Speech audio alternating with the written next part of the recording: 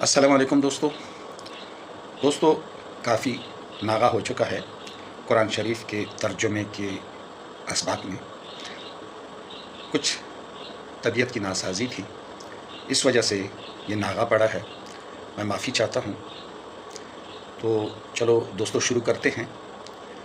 قرآن پاک کی سورہ بقرہ کی آیت نمبر 196، اس کا اردو لفظی ترجمہ۔ دوستو یہ آیت تھوڑی لمبی ہے، تو ہم شروع سے ہی ترجمے پہ آ جاتے ہیں۔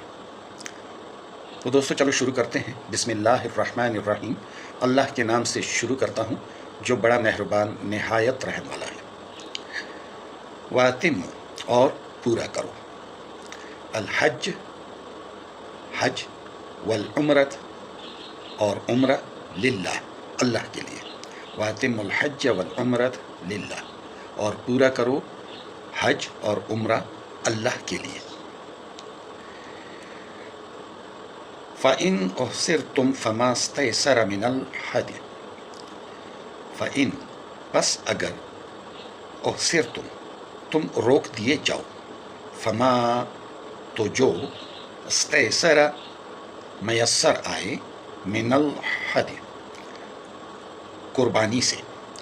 یعنی جب اللہ تعالیٰ فرماتا ہے قرآن پاک میں کہ تم پورا کرو حج اور عمرہ اللہ کے لیے، اور اگر آپ کو روک لیا جائے، اگر کسی بھی طریقے سے آپ کو روک لیا جائے، تو جو کچھ قربانی میسر ہو تو وہ قربانی کرو۔ ولا تحلقوا رؤوسکم، ولا، اور نہ منڈاؤ، ولا تحلقوا، اور نہ منڈاؤ، رؤوسکم، اپنے سر، حتی یبلغ، یہاں تک کہ پہنچ جائے، الحدی محلہ، قربانی اپنی جگہ۔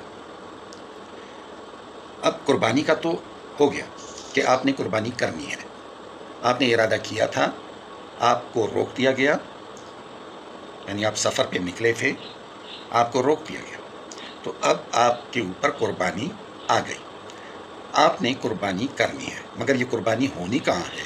یہ قربانی ہونی ہے حرم شریف، یعنی حرم کے حدود میں یہ قربانی ہونی ہے۔ تو اس وقت تک آپ اپنے، یعنی قربانی تو آپ بھیج دیں، جس کے ذریعے سے بھی آپ بھیجیں، یا آپ وہاں پہ اپنے کسی جاننے والے کو کہہ دیں کہ وہ آپ کی طرف سے وہاں قربانی کر لیں، اور جب قربانی وہاں پہنچ جائے تو اس کے بعد پھر آپ اپنے سر کے بال منڈوا لیں، حلق کر لیں، یعنی سر کے بال اڑا دیں پھر آپ۔ فمن کانا، پس جو ہو، منکم مریض، تم میں سے مریض، او بھی، یا اس کے، اذان، تکلیف، من راسی ہی، یعنی اس کے سر میں، یا اس، یعنی جب وہ بال منڈوا رہا ہے تو اگر اس کے سر میں تکلیف ہے، ففدیۃ من صیام، تو بدلہ اس کا یہ ہے کہ روزے رکھ لو، او صدقۃ، اور صدقہ دو، او نسک، یا قربانی۔ فَإِذَا أَمِنْتُمْ، پس جب تم امن میں ہو، بس جب تم امن میں آ جاؤ، فمن، تو جو، تمتع بالعمرۃ الی الحج، تو جو فائدہ اٹھائے عمرہ تک حج، یعنی عمرہ اور حج کو اکٹھا کرے، یہ حج تمتع کہلایا جاتا ہے۔ تو جو حج کے ساتھ عمرہ کا فائدہ اٹھائے، یا عمرے کے ساتھ حج کا فائدہ اٹھائے، فَمَسْتَيْسَرَ، تو جو میسر آئے، من الحدی، قربانی میں سے۔ فمن لم یجد، پھر جو نہ پائے، فصیام ثلاثۃ ایام، تو روزہ رکھے 3 دن، ثلاثۃ ایام، تو روزہ رکھے 3 دن، فی الحج، حج میں، یعنی حج کے جو دن ہیں ان میں آپ نے روزہ رکھنا ہے، روزے سے ہونا ہے۔ وَسَبْعَةٍ إِذَا رَجَعْتُمْ، اور 7 روزے آپ نے رکھنے ہیں جب آپ واپس آ جائیں۔ تِلْکَ عَشْرَةٌ کَامِلَةٌ، یہ 10 روزے ہو گئے پورے۔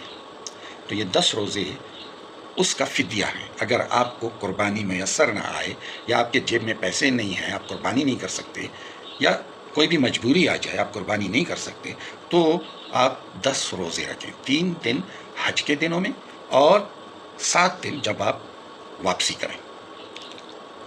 ذالک، یہ لمن،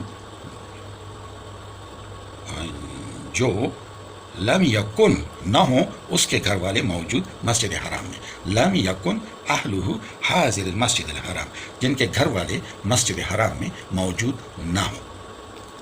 واتقوا اللہ، یعنی یہ لوگ وہ ہیں جو مسافر ہوں اور ان کے گھر والے مسجد حرام میں موجود نہ ہوں، یعنی وہاں مقیم نہ ہوں، تو ان کے لیے یہ ہے کہ آپ نے روزے رکھنے ہیں۔